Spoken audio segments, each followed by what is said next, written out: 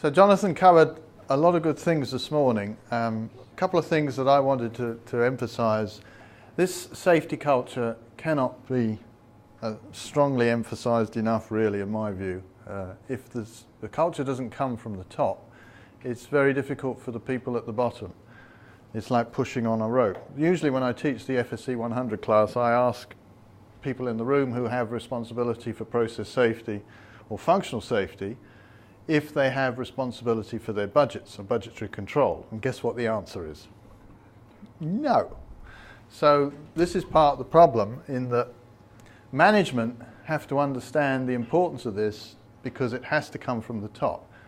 So to Jonathan's point in his last slide, which was all about having the right culture endemic in the company, means that you have an open and learning environment, which is especially true if you're in an operational sense. So if you're running a refinery or anything like that, or even a manufacturing floor, if somebody sees something that's not safe or a piece of equipment that's not behaving the way you expect it to behave, they should be able to either shut it down and or report the fact to management without punitive repercussions. So this means that you have to have an open and honest environment. And as Jonathan said, you know, honesty is the best policy, because at the end of the day, if there is an incident that leads to legal prosecution, then it all comes down to your particular stance and how the lawyer views that. And just to summarize what he said, where he talked here about the fact you need to have this legal, moral and financial balance. Most companies are finance driven, and if you leave it to them, they'll want to cut everything to the bone and do everything as cheaply as possible. And we used to have that old thing about good, fast and cheap, pick two. Very true from an engineering perspective. The moral, of course, is to make sure that we make it as safe as possible, irregardless of cost.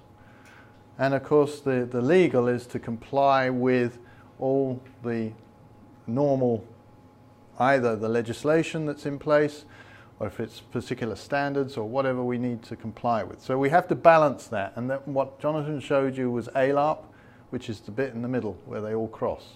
This is where you're actually balancing the risk of your operations or your products with the cost and implementation. So it's a balancing act. And this brings us into the safety life cycle here, and what we're going to talk about now from a cybersecurity and a functional safety point of view. So the life cycle effectively splits into three phases, which is the assessment phase, the design and implementation, and the operation and maintenance. And here again we talk about the 20-20-20, 20 weeks in design, 20 months in implementation, 20 years in operation. So the majority of the time we're going to be spending in that operational side of things. And that's where the designers can do their part, of course, by trying to design the system to be as safe as possible, the product to be inherently fail-safe. So if it does fail, it will fail in a safe manner. But when they've done that, the responsibility is over, because it goes into transition. It now goes into service. Whether it's a car, now you're relying on the fact that the person is driving the car, and they should be making sure that they take it in for regular service and maintenance. The same thing if it's in a machine or a robot, you need to make sure that they're properly maintained. Because if you don't, you're not going to get the performance that you expect and the safety you expect from that. So the safety life cycle phase, these three phases, lines up perfectly from a cybersecurity point of view. In Jonathan's slides, he talked about the defense for common cause, common mode failures, single points of failures. The way you can look at cyber is the mother of all common cause, because cyber can take you down, take out all the safeguards you've got in place, take down all the redundancy you have in place.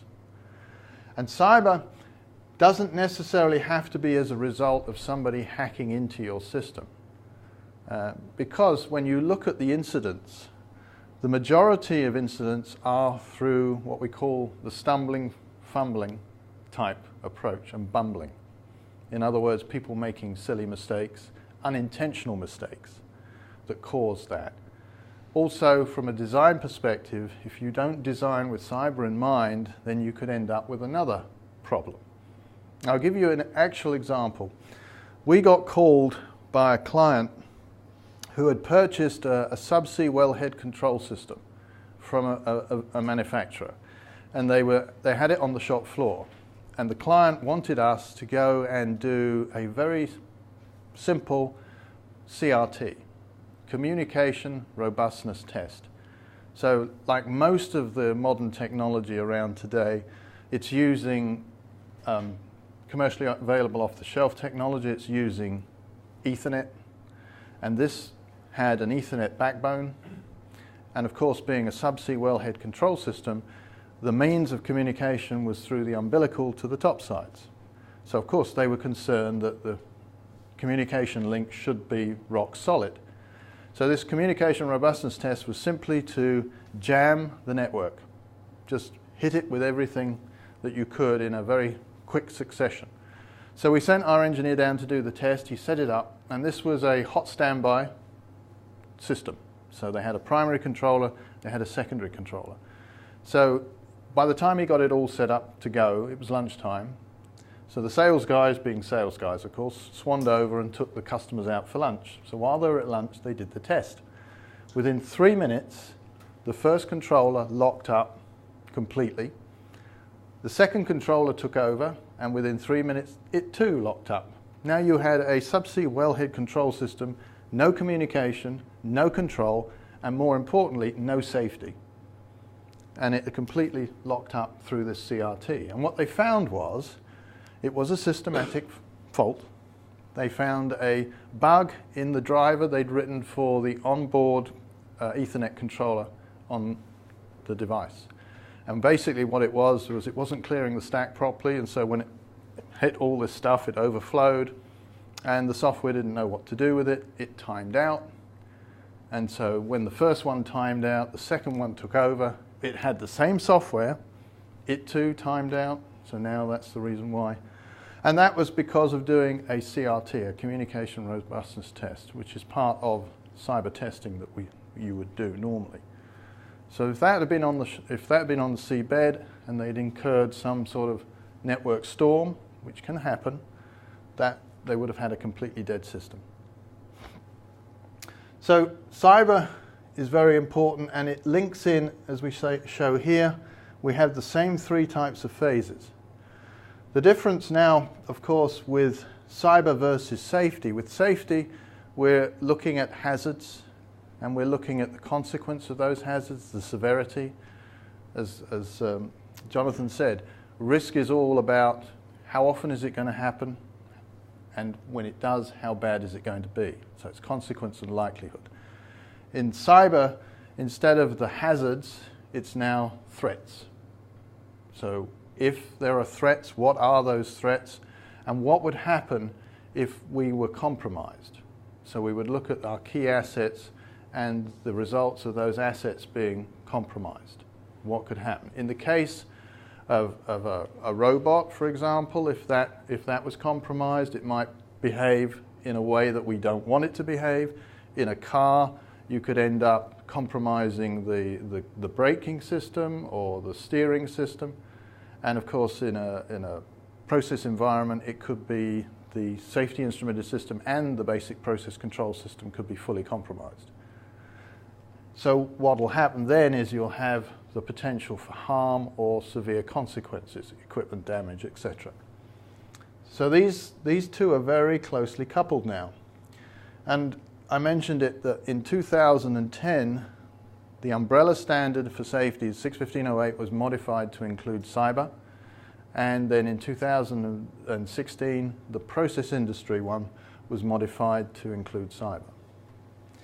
So if we look at automation, we know that basically towards the end of the last century, sounds funny saying that now really, in 1980s we had the advent of microprocessors being more incorporated into control systems. So we had these control systems, but most of them were proprietary. We didn't have off-the-shelf. We certainly didn't have Windows. We didn't have Ethernet. So they were proprietary networks with proprietary protocols, and I wrote several myself at ICS. But in those days, if you wanted to fault find something in the field, you had to have a way in. So we had to put in back doors.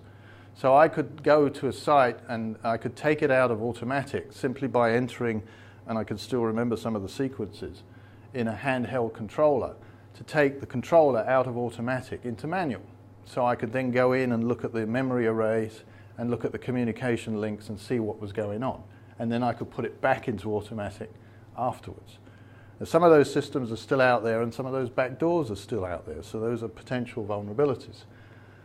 But we weren't thinking about that back in the 80s.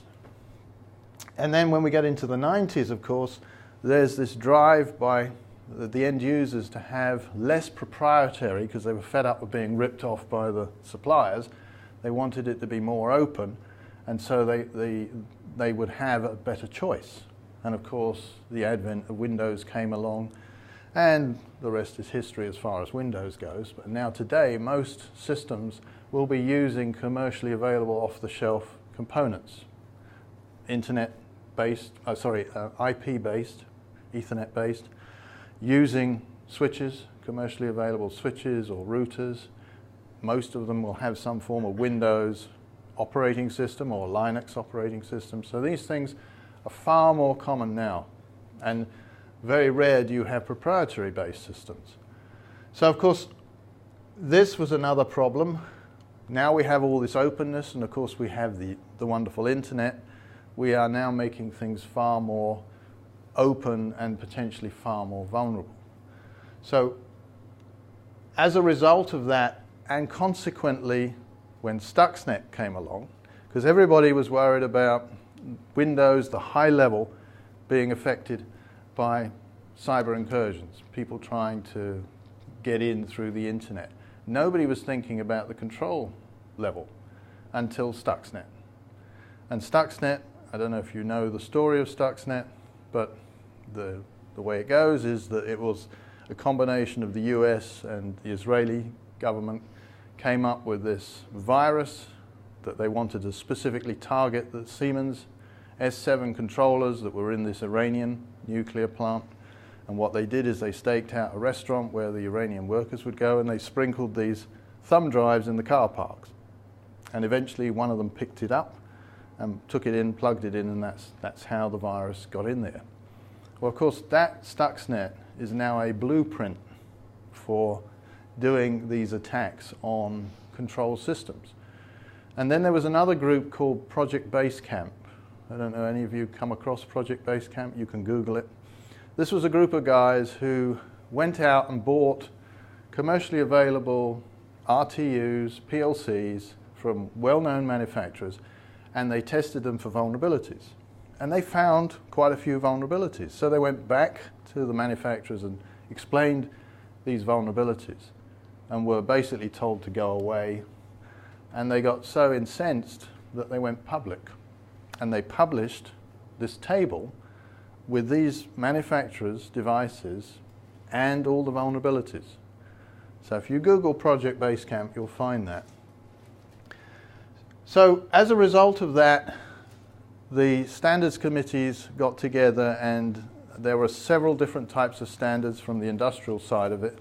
There was the S99, there was NIST, there was WIB, and of course then from the utility side there was the NERC CIPS in the US. And so this was amalgamated together into what is now the IEC 62443, which is the primary cybersecurity standard for industrial automation. So for control systems, whether they're PLCs, whether they're safety systems, whatever, this is now governed under 62443. And if you look at what's happened, Windows, in the 80s, we used to use a lot of Unix and QNX. Unix and QNX were not the systems that were hacked until we ended up going into Windows. And of course, you can see how Windows developed, and you can see what's happened in terms of vulnerabilities. And we all know how secure Windows is, ho-ho. Windows has all sorts of peculiarities.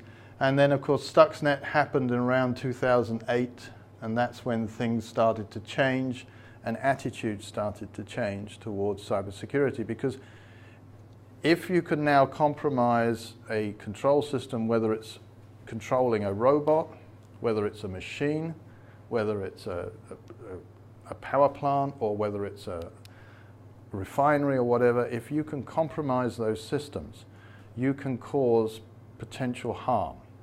And there was a steel mill in Germany that got hacked, and somebody was seriously injured as a result. So with these types of applications, we have to be particularly careful. And you can see we went from these proprietary systems to the Windows-based systems, and most of the modern control systems now will be using Windows-type interfaces, even embedded Windows-type interfaces. And those still have a certain level of vulnerability. And it's all about these connections. We have connections all over the place. Now we're talking about IoT, the Internet of Things, and cloud-based solutions. They're now moving towards the industrial Internet of Things, the IIoT, where they're looking at more wireless technology, more interconnectivity through clouds, even to the point where they're talking about having virtual control systems in clouds. So these things are all very nice to have and gives us a lot more flexibility, but there's still vulnerabilities associated with it, with the technologies. And these cloud-based applications now are becoming far more widespread. Our phones, our mobile phones, the number of apps that come along with the phone and the number of apps you can download, the mobile phones are extremely vulnerable themselves. And here again, sometimes people introduce viruses without realizing it. They take their mobile phone, they plug it into their laptop to charge it. How many of you have done that? Yeah? Every time you do that, you are potentially exposing your machine to vulnerability to do that. And even in some control rooms, they will plug into the ports. And now a lot of operators now are stopping that, stopping people doing that. And laptops themselves are obviously potential vulnerabilities. There was a plant manager. He was at home. They changed their process.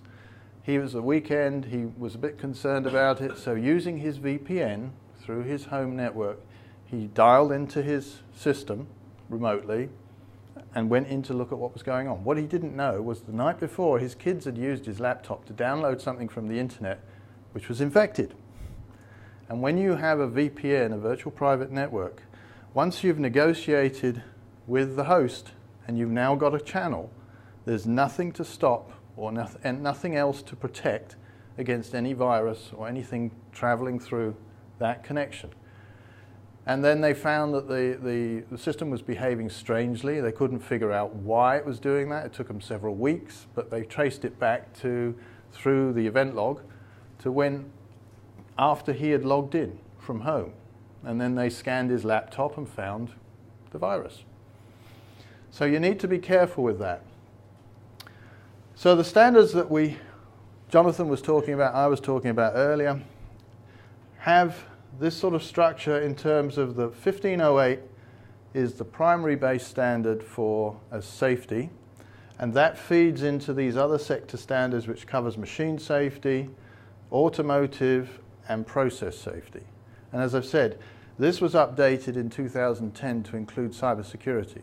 So that's why you'll find now when you go to, as I mentioned to you, the SAEL this morning, the Safe Automation Equipment List, we're now starting to list those devices that we've done cybersecurity for to meet certain requirements of the 62443. And this was updated in 2016 to include cybersecurity. Even though there's a new update for this coming out in 2018, it still won't address all the cybersecurity requirements. So again, this is something that needs to be considered carefully, especially for the automotive. as we'll talk about this afternoon. So what was that change in the 2016 edition? It's basically saying that you have to carry out a risk assessment on your safety instrumented system. Doesn't matter whether it's air-gapped, and I've heard this before. People say, well, I'm air-gapped and I've got antivirus, so I'm good. No, because antivirus at best is probably 35% effective, unless you continually keep up with it, and even then, it's always behind. And you've still got, with an SIS, a safety instrumented system, you've still got to have a means of programming it. So you're going to have to either have some means of plugging in or having a workstation. So this is what was required. And the problem is with this is it says what is the necessary resilience against identified security risks. So it doesn't tell you. And the reason it doesn't tell you is because these are performance-based standards. So the difference between a performance standard and a prescriptive standard, the performance standard says this is what you need to do, but how you do it is up to you as long as you measure that performance and have a means for measuring that performance, as opposed to a prescriptive that says this is what you have to do and this is how you do it. So you've got no choice. So these modern ones are performance-based. If we look at the 62443 structure, whereas with the safety side we have 1508, which is really targeting manufacturers of devices, and 1511 for the process industry, and 26262 for automotive, which is really the application side of it. Those are separate standards. In 62443, they've put them both together. And this causes a bit of confusion because manufacturers need to know which one of these applies to them versus which one applies to the system side. So these are product device certification. So this is these two, which is 62443, 4-1 and 4-2. And then this is where the system integration comes in. When you're looking at the old IEC, ISA Secure, it covers policies and procedures and the system aspects. So 62443 has both manufacturer and end user. Some of the vulnerabilities that we can see, commercial off-the-shelf technologies, I've said, these ones have integration of things like SQL, Windows, CAN, TCP/IP. All of these are potential vulnerabilities. They all have weaknesses. They all have holes that can be exploited. Enterprise integration, so you're using the corporate or plant network. Any of you heard of the Purdue model? Okay, well, the Purdue model is a very simple model that breaks things up into an enterprise level. Then it has what they call, the Americans call a DMZ, demilitarized zone, which is a buffer area. So you can put, for example, in the DMZ, you could put your historian, or if you've got an antivirus server, you would put that in there. So anything that you'd need to be a gap between, or a bridge between enterprise and your operational side, where you've got your main controls. And then you'd have firewalls between the two. That gives you a nice buffer zone. And that would, because then at the enterprise level, if you've got connections to the internet, that's where you want them to be. You do not want connections down below in your control area to the internet, because as soon as you do that, now you have potential vulnerabilities, potential for exploitation. Remote access is another one. How many systems have remote access, whether it's a car, whether it's a machine, whether it's a control system. And these are there for all valid reasons. The example I gave you with the plant manager, he had remote access. He was able to gain remote access. He inadvertently introduced a virus. He didn't realize. And oftentimes, you don't know when you've been compromised. So unless you have some sophisticated intrusion detection mechanism, you won't know when you've been compromised. I mean, there was a case where some corporate espionage occurred, and they got into the network through the thermostat in the fish tank in the foyer. It was a Wi-Fi thermostat. And they managed to get in through the Wi-Fi thermostat and got into the main system. Because there was no protection. Because the Wi-Fi wasn't giving them what they needed. Public information. There are websites that you can go to that will tell you what the default passwords are for some of these commercially available off-the-shelf devices. And believe me, when we go in to do vulnerability assessments, a number of times we find things in the default situation. The passwords haven't been changed. So you can find out the passwords. There's other websites that will give you the IP address. So you can find out the IP address, and if you go ping that IP address, you'll see how many devices are there. And they generally open up a web page, and then you can go in using the logon to get in. Of course, if you do that, now it's not illegal to list these, it's only illegal if you use the information. But that's what you can do.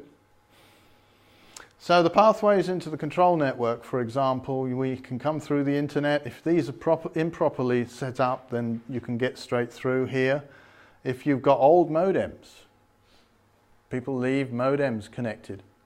Even though they're not used, there's still a potential vulnerability. Any external networks or third-party links, the old RS-232 links that we used to have on some of the legacy systems, still there, can still use those. From the automotive point of view, the telecommunication system is a way in. If you've got Bluetooth, if you've got Wi-Fi, infotainment as they call them now, systems, those are ways in. And once you get in, you can get into the individual control units. And we'll see an example of that this afternoon. What about aircraft? There was an interesting article where some Homeland Security people at the Washington airport, using things you can get in through normal security, like laptops and phones, they were able to hack into a stationary 757 that was parked using radio frequency. The pilots had no idea they were in there, and they started playing around with some of the systems. Now, the funny thing about this is that Donald Trump happens to own a 757. Not as well as Air Force One he uses, he has his own 757. So that would be vulnerable to this particular hack that these guys came up with. And of course, they're not revealing how they did it, other than to say they used radio frequencies to get in.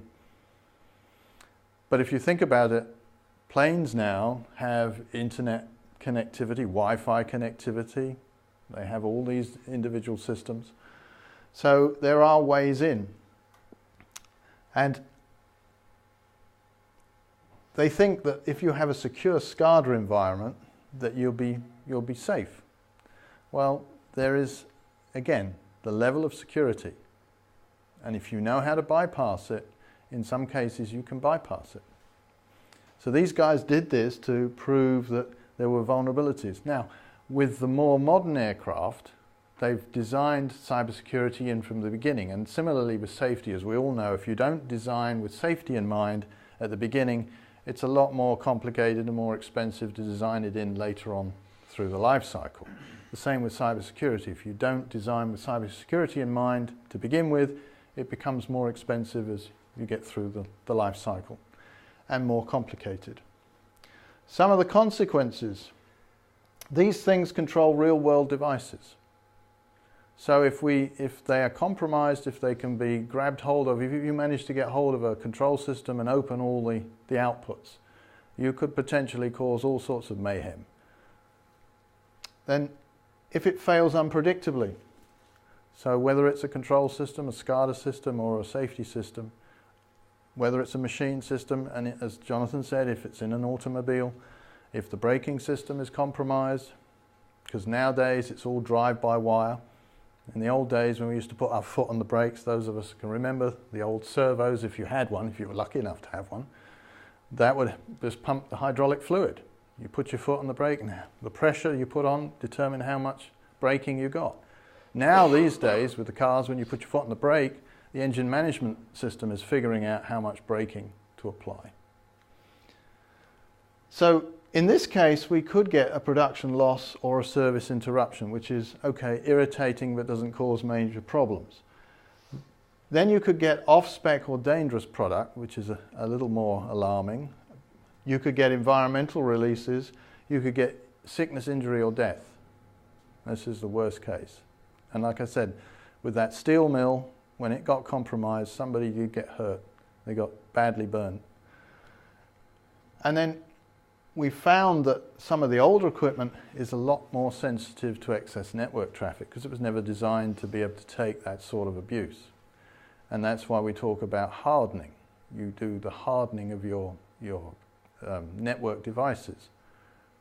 Anybody here not familiar with the term hardening?